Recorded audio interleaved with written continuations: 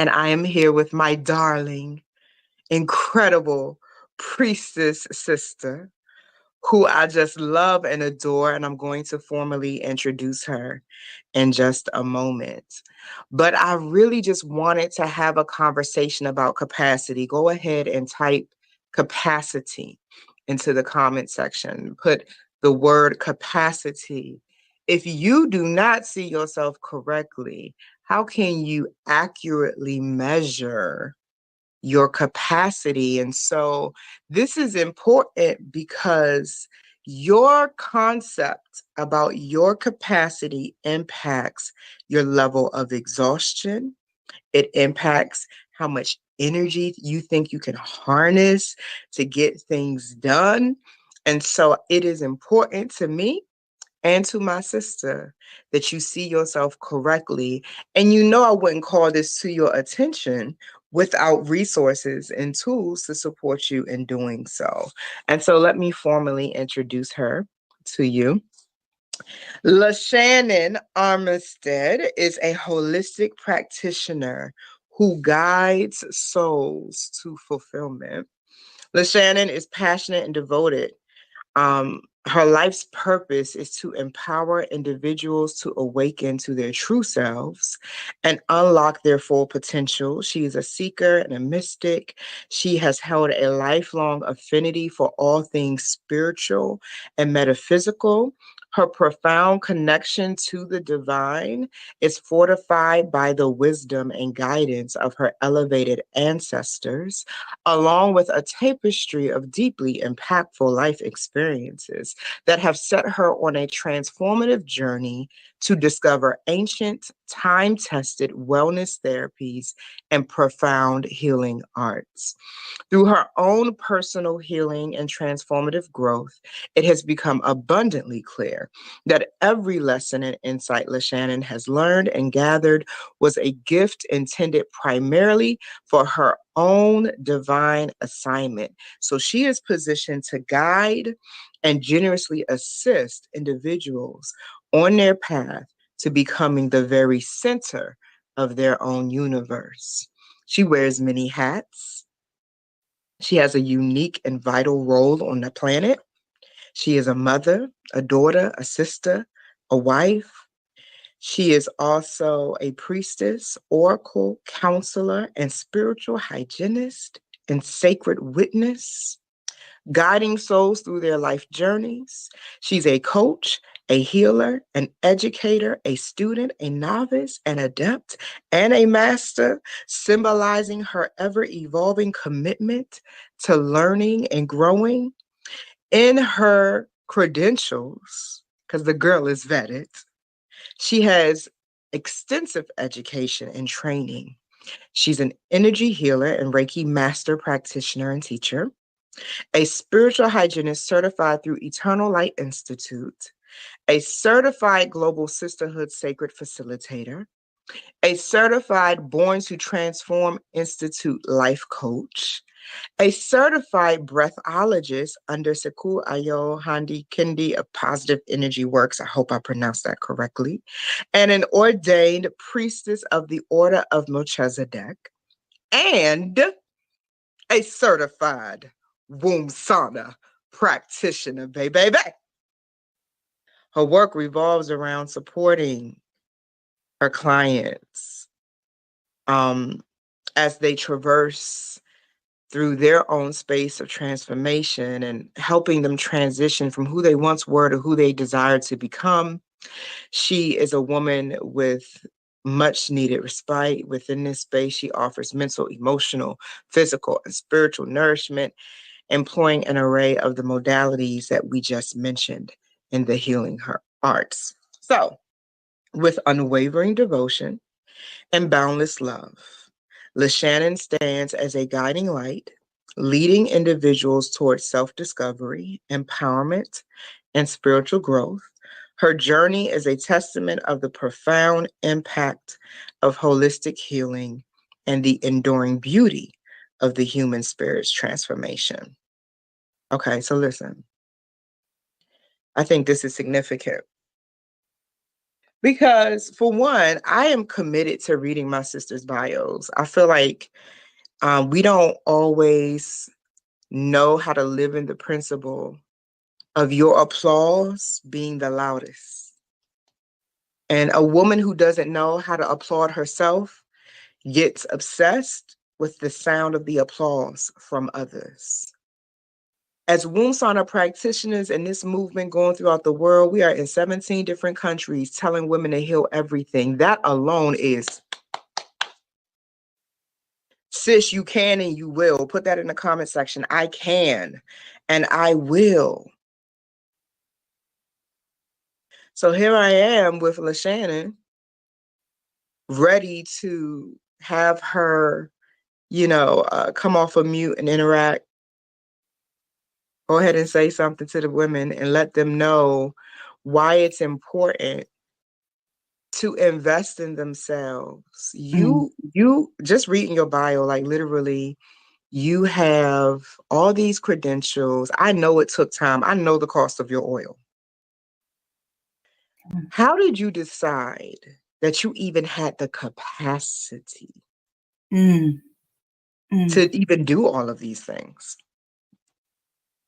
Honestly, the capacity was something that naturally grew with the desire to want to be my fullest and my best self. It really came out of a necessity to heal. It was spirit guiding me and calling me ever closer to, to this next space that I needed to go in. I have a very powerful story about in the process of almost being out of this earth, suicide. And when I woke up, I said to myself, I didn't die, so I got to do something else. And so that kind of sparked the process. And that was like an opening. That was like a way in for me to be able to hear spirit in a different way and know that there was something else for me. And from that, I just continued to take steps and continue to open myself. And it took a lot. It wasn't easy at all. It took a lot of yeses. And it took some of those yeses where I had to dig real deep just to even utter the word. There was a lot of reluctancy, but there was also a deep desire for more and a deeper connection that I didn't experience in other walks of life and in Christianity and other paths that I followed. So yeah, I had to do something else. And so, expanding my capacity was the outgrowing of all of the steps that I took. Oh, I love that. I love that for a couple of different reasons, because I really feel like it is significant to be able to not just recognize you're alive, but live full out. And I feel like Earth is the classroom, right? So it's like, if I ever get to a point in my journey where literally I'm just satisfied with myself, I think that's when it's your time to exit. Like when you feel like you done mastered every lesson, you done learned all you need to learn, you've emptied out. I share your testimony. I too have the testimony of knowing what it's like and wanting to exit. I choose every single day to live. And there are people who don't have that experience, who aren't even alive and living full out. They are just coasting or cruise controlling through life. And then when adversity comes, they feel defeated and overwhelmed because literally they feel like it's taking, too long to get the reward that you may or may not have necessarily earned. Put an exclamation mark in the comment section if you can relate to what I'm saying. I've shared publicly that I recently redefined my definition of adversity as adversity is an opportunity for me to practice my power. But if you're going to practice your power, it is going to require an expansion in your energy field. How do you become the size container for the blessings you want? How do we stop going to the ocean only asking for thimble-sized blessings. How do we get a boat? How do we get a bucket? What needs to change in a woman's mindset, Lashannon, for her to be able to grow her capacity and get more done? Number one, I think you have to see that just the simple fact that you breathe every day, you're supposed to be here. And if you're supposed to be here, then you want to grow more. You want to have more. The idea that, everything that I have belongs to somebody else. I have to take care of my children, I have to take care of my family, I have to take care of, husband, work, all these other things. And then I put me at the end of the day. That's a whole mindset shift that really has to change. You really have to become or learn or start the process to put yourself first and become the center of your own universe, because in that space, everybody's fed. Everybody can be fed from what you give and what you offer freely. It's not like a tug of war. You're not depleted at the end of the day. It's like you can give from a space of knowing that there's abundance and there's so much more overflowing from me when you are in the center of it. But that means that you have to make that choice for yourself first. You can't get it from your children. You can't get it from your family. You can't get it from the job. You can't get it from anything outside of you. It has to begin with them.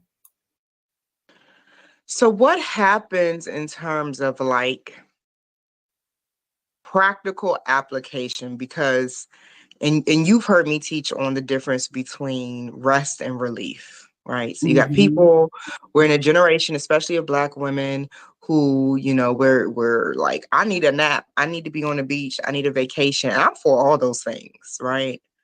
But when I drill down a little bit deeper, Lashannon, and I'm asking women, what's got you so exhausted? It's not that they're exhausted from actually getting the things done that keep them aligned with their divine purpose and gifts. They're mostly exhausted because they're living a lifestyle that has outsourced all of their creativity to somebody else's dream and needs. Yeah.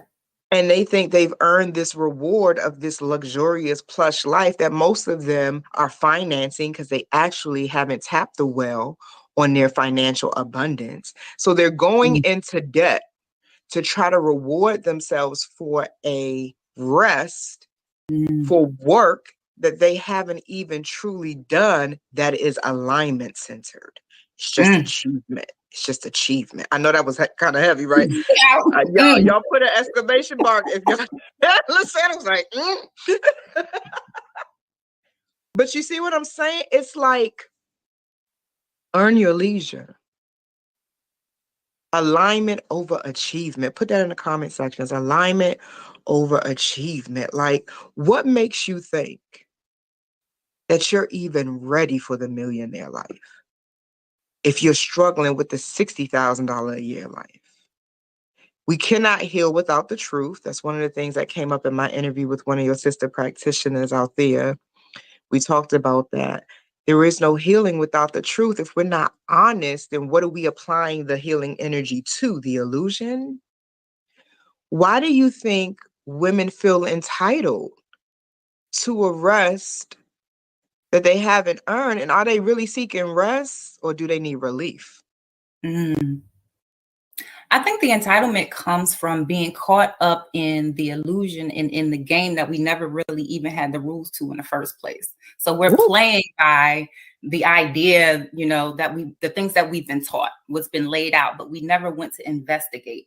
However, we've seen in our life, we've seen our grandmothers, we've seen other women, we've seen our moms, our aunties, we see them live this lifestyle. And in our minds, it's like, okay, if I do this, if I give out, if I make sure somebody else is set up, all these things, it's going to trickle back down to me someplace, some kind of way.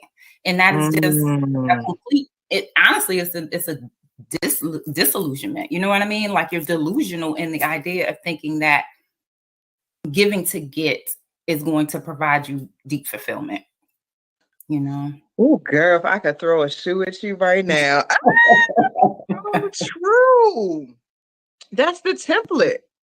Yeah. That martyrdom stuff, that whole hang me on the cross, and one day somebody, I guess, will take me off of it. No. Yeah. Don't choose If the I cross. achieve enough, if I do just enough, then yeah. Yeah, Yeah. don't choose the cross. How about that? Put that in the I know that's comment right. section. Don't choose the cross. You can skip all of that. Especially if you're a Christian, according to Jesus, it was finished. He did it. So why do you need to? Right? So it makes no sense.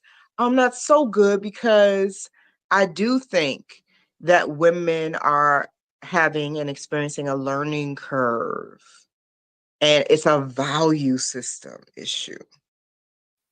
I just want everybody to hear these words and tell me where it goes in your body. Put it in the comment section. I am valuable regardless of what I do for other people. I am valuable regardless of what I do for everybody else. Before I was a mother, I was just a person.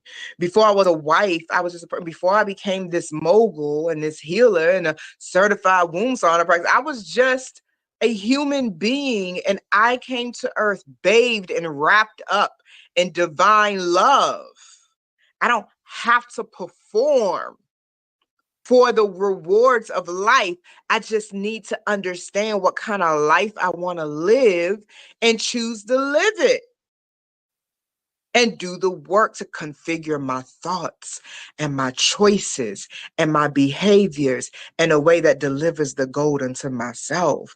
I am the gold mine. I'm mining my consciousness. I'm mining my body's reactions to the way I think, be, and have my being. I'm mining the results in my life. If I keep doing the same thing over and over again, taking care of everybody else, showing up for the same job, boo, boo, boo, whatever it is, and it's not producing what I want, then obviously I need to change. Need to change.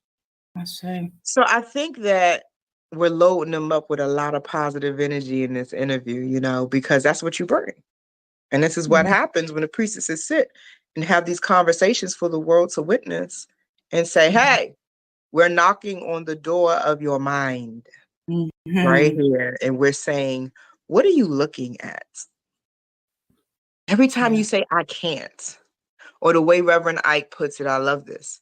He says, you need to understand that when I say I am, whatever follows that is not optional, it's law. Get mad at nature if you got a problem with that. So when you say things like, I am not able to, I am not this, I'm not that, you are cursing yourself. Reverend Ike says, who needs a devil when you hold the self-concept of yourself that you do? You don't need no enemies. You will ruin every opportunity laid at your feet. You will ruin it because you don't believe you can, and I'm not saying that we don't have real limitations. So Lashannon, give your perspective on this. How does one recognize when their capacity is limited? Is it even valuable to do so? Yeah, you have to recognize it, if it is available to you. And number one, you have to recognize if you even really desire it. Is it a true desire at all? Mm-hmm. Or is it just another thing that's been set on your plate and you're like, oh, I gotta go do this. So I think it's the way that we approach the processes that we move into and the things that we do. Are we doing it because somebody said we need to do it? Or are we doing it because it's a general outburst, like, a growing from within us that's calling us forward to that? And so that'll help you gauge where your capacity is, because if it feels too difficult, is it even in alignment? Is that even the direction you're supposed to be going in? So you have to check in with yourself first and foremost, just to make sure this is yours. Yeah, I do think that's valid. And I love that you bring that perspective that, like, if I'm having so much resistance, then is this really for me? Because maybe it's not. There is a difference between moving in power and moving in force. Put that in the comment sections. There is a difference between moving in power versus moving in force. But I do think in the women empowerment space, women have gotten a little spiritually lazy. I do. And you can tell me if you agree or disagree. Let's have this conversation in this interview. Because I just feel like Especially for those who grew up with certain religious programming, that they really think all they got to do was pray or do a ritual and then it's supposed to just come. And I'm Yeah. like, no. Faith without works is dead. Work, boo. Faith without works is dead. I'm gonna need you to decide. So like even when with my personal trainer, you know, I get to the last rep and he's like, one more. And I'm like, do you love me at all? This is uncomfortable. This is stretching me. This is outside of my comfort zone. Why do women get so intimidated about being stretched outside of their comfort zone when the very things you're asking God for are outside of your comfort zone? What's your perspective on that? I think it's tied to the identity, you know, so that it's who you know yourself to be over here. And though you say you want those things over there, you have to become a completely different person. You have to identify yourself completely different in order to even touch those things. And so sometimes we want to have both, but we don't know how to get there. So we want to stay over here and we want to know ourselves as this person, but it's like, oh, can I really do it? And it's when you begin to allow yourself to be dynamic and to see that it's okay to let her go. So there's, you know, it's the idea some people say about like killing the ego. I'm not in alignment with killing the ego at all. All of it's or even the shadow. Like it's all necessary, correct? Yeah, you know? I just prefer to integrate, properly place all these different expressions in themselves. Own all of it. So if we can own all aspects of ourselves, then those things that we're desiring are easier to shift into because we're not making this part of us wrong, or we're not making this part of us, you know, unable to achieve anything. She served her purpose. She's done what she needed to do. And if you need her later, you can always go back to retrieve her. However, what you are desiring is on this side. So let's shift here. Let's move into this new space. Even when it comes to my own journey and process, like, to even announce priestess in front of my name was a whole thing for me. Like, you know, went through the ordination and all of that. And people would, you know, I would be in our meetings and they would call me by name, priestess. And I'm like, oh, they talking to me. Like it took a second. It took a second to shift into a whole new identity, to be able to own that's who I've always been. They just gave me a title now. You know, so it's definitely a mindset process. And then you also have to be very gentle with yourself when it comes to your body, because your nervous system will have a whole fit if you try to jam her over there quick, fast, in a hurry, you know, so you'll build it, but then it'll collapse because you really didn't believe you could have it anyway. You know, so I really think it's a whole piece around identity. It's a delicate line. Yeah. I agree with you. I do think that we have to study ourselves and really practice stretching ourselves and then letting that settle and anchor, and then stretching ourselves some more.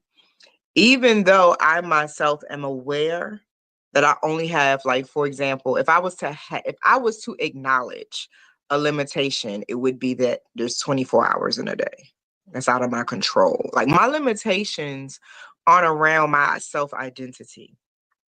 My limitations are around like natural laws. Like, I could say I wanted to be summer all day. It's fall. You know what I mean? Like, you can't get summer weather in the middle of fall unless you really do some big juju taming. But do you really have time for that kind of initiation where you controlling the weather and all of that and the weather balloons? Listen, realistic, right?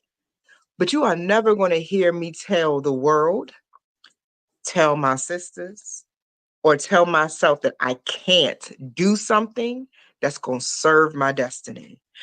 Even if, like, I had a lover and he was very fit. He could carry me around the house, 6 packs, just athlete, right? And I'm talking trash because I like to do that sometimes. So I'm watching him do all these reps of push-ups and, you know, pulling. And I'm like, yo, I could take you down. And he's like, Tamer. Like, boo, that's so cute. That's so cute. And I was like, oh, you don't think I'm strong? You know, like, I do that not because I'm not aware that I haven't been in the gym, right? I do that because out of my mouth comes the instructions for my life and my body. It is whatever I say it is. So I just spiritually am uncomfortable with speaking into my life, even when things are hard, even when things are intense, I have developed an emotional and psychological discipline that keeps me from speaking limitations into my own. I just don't do it. I just don't. I could have a million things on my things to do list. If a door flies open for me, I'm walking through it. I'm walking through it. I'm not going to convince myself that I can't walk through that door. Mm. And if I try to walk through it and I don't make it, I can live with. I chose the door and the process to get through it, even if I didn't. But what I could not sleep with is that I saw the door open for me and chose to convince myself that it wasn't time, that I wasn't ready, that I have evolved past that. And so I know there are women listening who are resonating with your interview, resonating with your perspective and your vibration. What can they expect in a womb sauna experience with you if they show up with the intention of growing their capacity? I think first what we will look at is, as you shared earlier, like being in a space of truth. Where do you Mm-hmm. currently see yourself? Mm-hmm. Allowing them to vocalize what's really true in that very moment. And then let's create something different. So, like, really having them speak into existence and speak into themselves what it is that they do desire to create. You know, I have this so-called limitation. This is where I am right now. However, this is what I would like in my life.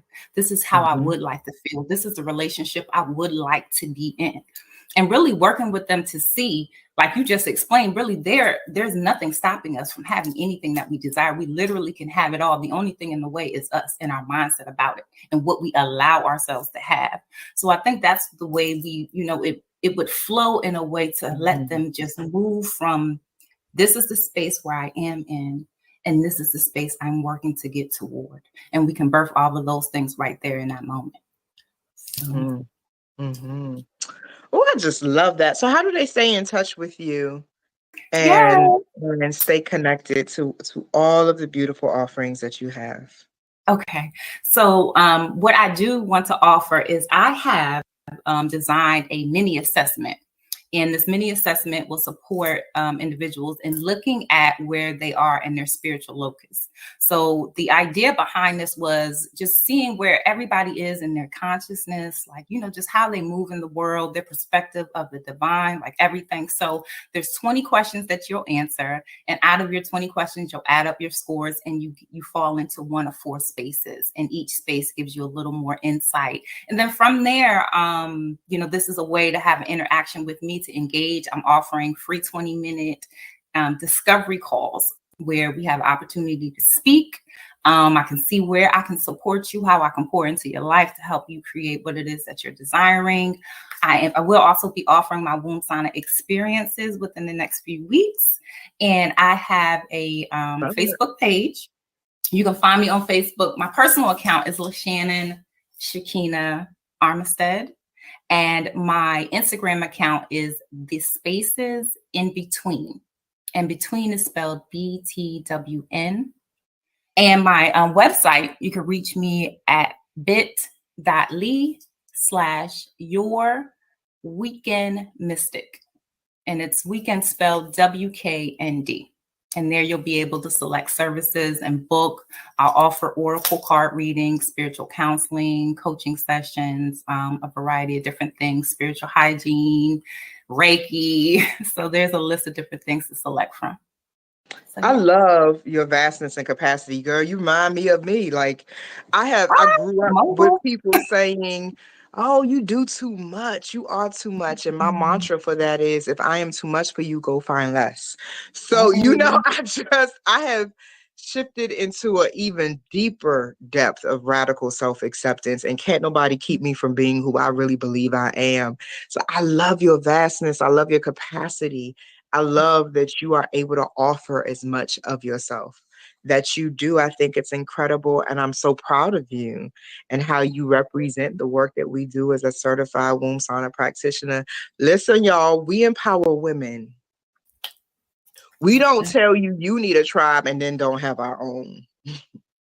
We don't tell you that you need to heal and we ain't healing ourselves. That's not what we do here. It's a whole vibe in this movement. And if you're listening and it's resonating with you, go to thewombsauna.com/certification and find out about this community, this program, and how you can create a bridge between your passions and innate God-given gifts and your money, because you should be monetized. And you should be paid to be your authentic self, and you should discover your capacity to live in that.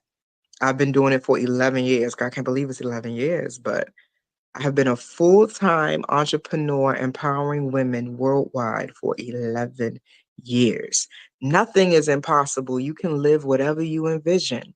So, Lashannon, thank you so much, Mogul, for your time, your presence, your energy, your wisdom.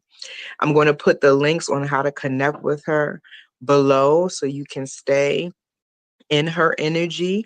Those of you, which area are you servicing in, Lashannon? I am in the Hampton Roads area of Virginia. All right. So those of you who are in that area or feel like you need to get to Lashannon and get in her area, go pop that squat on her pot. Go do that. It's an incredible life-changing experience. We love